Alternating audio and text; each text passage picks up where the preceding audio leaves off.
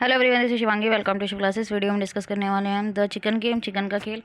तो अब ये आपका गेम थ्योरी से रिलेटेड है गेम, जैसे हमने प्रिजनर डिलेमा पढ़ा है। ठीक है, तो आपसे एग्जाम में पूछा गया है दिसंबर 23 में प्रिजनर डिलेमा चिकन गेम के बारे में।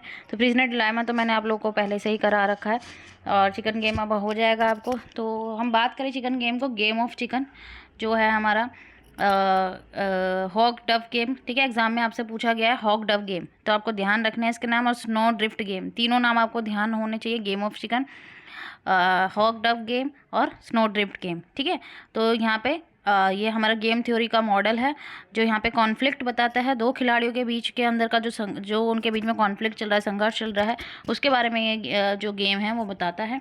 तो बात करें, एक पॉपुलर गेम है ये गेम थ्योरी का जो चिकन गेम है। इसमें दो प्लेयर होते हैं जो इन्वॉल्व होते हैं इस गेम के अंदर। एक हाई स्टेक सिचुएशन में इस गेम के अंदर दो ड्राइवर हैं। ठीक है, दो प्लेयर हैं और एक दूसरे के सामने हैं।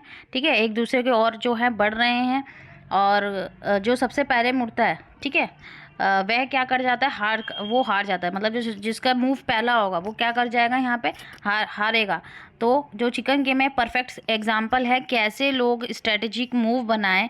ठीक है, किसके आधार पर, कि जो सामने वाला प्लेयर है उसके बिहेवियर के आधार पर। क्योंकि इस गेम के अंदर क्या है, जो पहला मूव लेगा वो क्या हो जाएगा, हार जाएगा। तो यहाँ पे एक ऐसी स्ट्रेटेजिक मूव बनानी है किसके बिहाफ पे, कि भाई क्या आंकलन करके, किसका असेसमेंट करके, जो अदर प्लेयर का बिहेवियर है उसका असेसमेंट करके।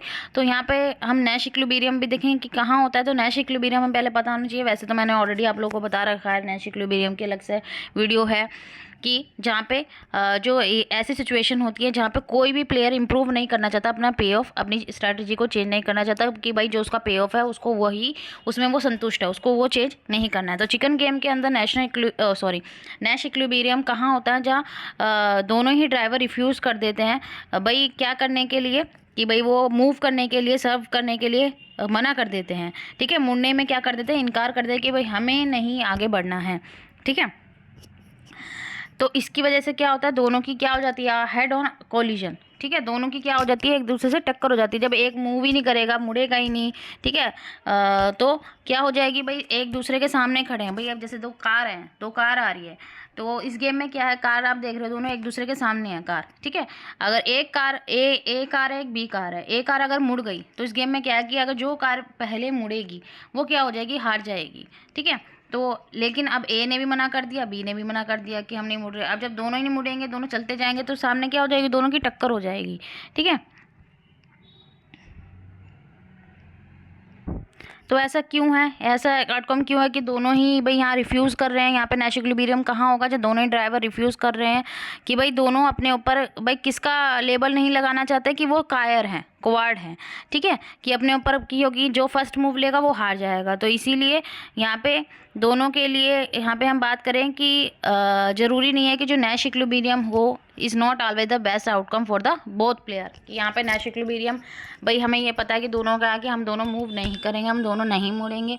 ठीक है, पर ज़रूरी नहीं है नैश इक्विलिब्रियम हमेशा बेस्ट होगा, कि दोनों की क्या हो जाएगी, दोनों ही नहीं मुड़ेंगे तो दोनों की क्या हो जानी है, टक्कर हो जानी है। तो कुछ सिचुएशन में ऐसा होता है कि दोनों ही प्लेयर बेनिफिट करते हैं from cooperating rather than competing. कि भाई कुछ केसेस में नैश इक्विलिब्रियम भाई बेस्ट आउटकम कहाँ होगा, दोनों को बेनिफिट कहाँ होगा, कि वो कोऑपरेट करें, ना कि क्या करें, कंपटीशन करें। भाई आप दोनों कोऑपरेट करो, ठीक है, तो आप दोनों को अच्छा बेनिफिट होगा। अगर आप कोऑपरेट नहीं करोगे, भाई दोनों, अब इसमें क्या है कि दोनों एक दूसरे के सामने है, दोनों कार, अगर मैं कार का एग्जांपल ले रही हूँ, दोनों की टक्कर हो गई, ये बी प्लेयर जो कार में बैठे हैं, तो दोनों को क्या होने वाला है, नुकसान होना। अगर दोनों कोऑपरेट करेंगे तो ही दोनों को बेनिफिट होगा, अदरवाइज बेनिफिट नहीं होगा। तो यहाँ पे चिकन गेम के अंदर ट्रस्ट भी एक फैक्टर है, जहाँ पे दोनों प्लेयर की जो हिस्ट्री है वो उनके गुड डिसीजन और अपने वर्ड्स को वो भाई अपने जो उनकी बात है वो उनका रखने का जो इतिहास है। ठीक है, तो ये भी एक किसके ऊपर है, किसके ऊपर सहयोग करता है, कि भाई वो उससे कोऑपरेट करेंगे या क्या करेंगे, टकराव से बचने की यहाँ पे अधिक संभावना हो सकती है। भाई दोनों का भरोसा, भाई यहाँ पे भरोसा एक दूसरे के ऊपर, कि उनका भाई हिस्ट्री में क्या है, उनका गुड डिसीजन लेना, अपनी बात को कितना रखते हैं। ठीक है, तो उनका सहयोग करना और टकराव से बचना, कि दोनों के बीच में टकराव ना हो। तो ट्रस्ट भी एक मेन फैक्टर है। अगर एक प्लेयर की हिस्ट्री ऐसी है कि वो अनट्रस्ट वर्दी है, ठीक है, अविश्वसनीय होने की उसके क्या है, कि भाई उसका कैसी रेपुटेशन है कि वो अनट्रस्ट वर्दी है, तो अदर प्लेयर क्या करेगा, कि वो रिस्क लेगा और रिफ्यूज़ कर देगा, कि भाई वो पीछे हटने का इनकार करने की अधिक संभावना यहाँ पे हो सकती है, कि जो दूसरा खिलाड़ी है वो जोखिम लेने और पीछे हटने से इनकार करने की जो अधिक संभावना हो सकती है उसे क्या कर देगा, मना कर देगा, रिफ्यूज़ कर देगा उस चीज़ को। तो यहाँ पे क्या होगा, ब्रेकडाउन होगा किसमें, नेगोशिएशन में। यहाँ दोनों के जो बीच में बात हो रही है विफलता हो सकती है, दोनों पक्षों को यहाँ पे नुकसान हो सकता है, क्योंकि एक अनट्रस्टवर्दी है तो दूसरा प्लेयर रिफ्यूज़ कर देगा, वो रिस्क लेगा। ठीक है, तो यहाँ पे जो होगा नेगोशिएशन होगा, ठीक है, उसमें जो नेगोशिएशन हो रहा है दोनों के बीच में, तो यहाँ पर दोनों पार्टी लूज़ कर सकती हैं। अब इमोशन भी यहाँ पे एक इम्पॉर्टेंट रोल प्ले करता है चिकन गेम में, क्योंकि ये इन्फ्लुएंस करता है प्लेयर के डिसीजन को। जो उसका इमोशन है, फियर है, उसका एंगर है, प्राइड है, जो भी है, वो अफेक्ट करता है प्लेयर की एबिलिटी कि वो सिचुएशन तक कैसे, उसको सिचुएशन को सॉल्व कैसे करेगा, वो अपने डिसीजन कैसे लेगा, कि उसके अंदर भाई उसके इमोशन कैसे, उसके अंदर डर ज़्यादा है, उसके अंदर गुस्सा ज़्यादा है, उसके अंदर प्राइड ज़्यादा है, घमंड ज़्यादा है, गर्व ज़्यादा है। ठीक है, तो ये भी एक सिचुएशन में आप कैसे रिएक्ट करते हो। ठीक है, जैसे हमारे ये होता है, कोई गुस्सैल ज़्यादा होता है, कोई भाई किसी को क्या होता है कि कोई भी ऐसा चीज़ हो गई है उसके सामने से बहुत गुस्सा आने लगता है, वो एकदम से रिएक्ट कर देगा।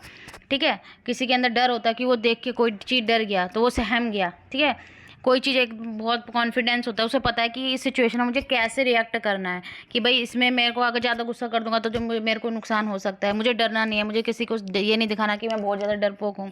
तो ये सब चीज़ें भी हमारी किसी, अगर हम नॉर्मल अब ले किसी चीज़ के लिए डिसीजन ले रहा है तो इस चीज़ पे ये इफ़ेक्ट करती है। तो इसी तरीके से गेम में भी अगर दो प्लेयर हैं तो ये चीज़ भी उनके इमोशंस जो है उनके डिसीजन मेकिंग में इफ़ेक्ट करती है।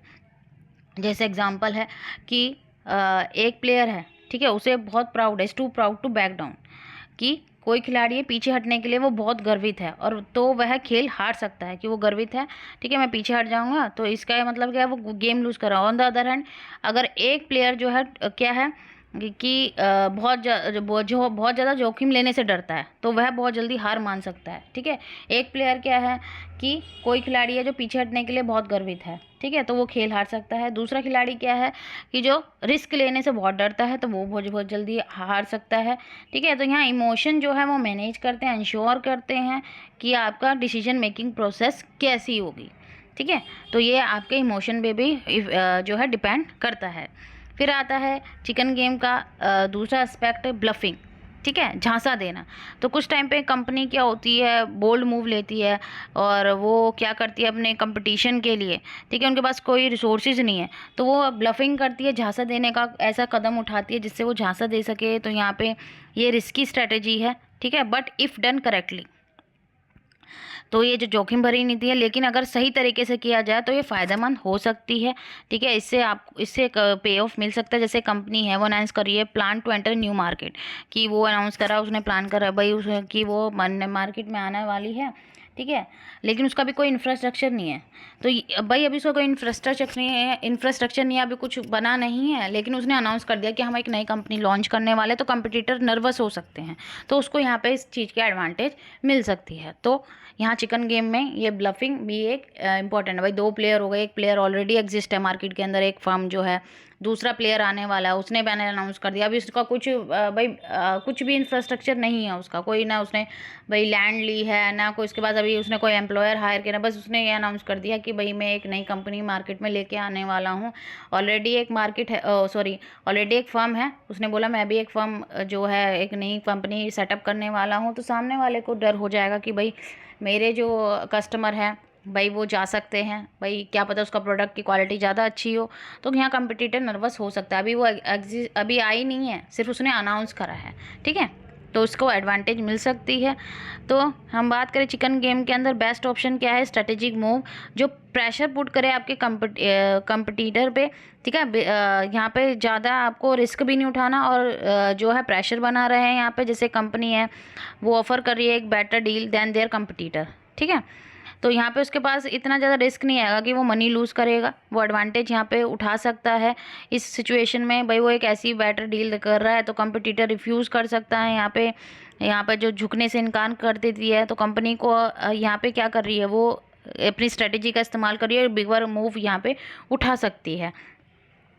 तो लास्ट अगर हम बात करें चिकन गेम क्या है कि यूज़फुल यहाँ पे मीटाफोर है, एक उपयोगी रूपक है जो अंडरस्टैंड क्या करने में हमारी मदद कर रहा है, किसको, रिस्क को और रिवार्ड को और स्ट्रेटेजिक मूव को एक बिजनेस की, कि ये इस गेम के थ्रू भाई वो कैसे कंपनी जो है इन्फॉर्म कर रही है, अपने डिसीजन को इंक्रीज कर रही है अपने चांसेस जीतने के, क्योंकि ऑलरेडी उसका कंपटीटर मार्केट में एग्जिस्ट कर रहा है, तो उसको कैसा मूव लेना है, कैसी स्ट्रेटेजी अपनानी है भाई, टाइमिंग, उसकी ब्लफिंग, उसका ट्रस्ट, उसके स्ट्रेटेजिक मूव सब जो है इस गेम में रोल प्ले करते हैं। उसका जो बेस्ट ऑप्शन है, ठीक है, कि उसको प्रेशर पुट करना है कंपटीशन में और बिना किसी रिस्क को उठाए, ठीक है, बिना रिस्क उठाए उसको प्रेशर जो है बना के रखना है। तो ये हमारा था चिकन गेम। आई होप आपको क्लियर हो गया होगा। अगर वीडियो अच्छी लगी हो, like it, share and subscribe my channel. Thank you.